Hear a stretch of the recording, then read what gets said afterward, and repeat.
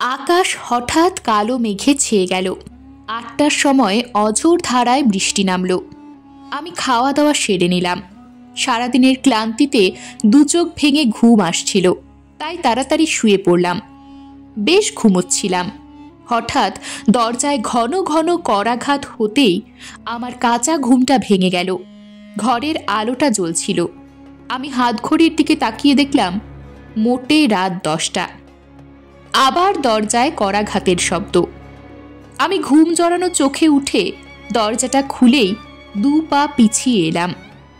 স্তিমিত আলোয় আমার চোখে পড়ল একটি অল্প বয়সী সুন্দরী বউ দাঁড়িয়ে আছে। তার 2 চোখে উদ্বেগ আর আশঙ্কার ছায়া।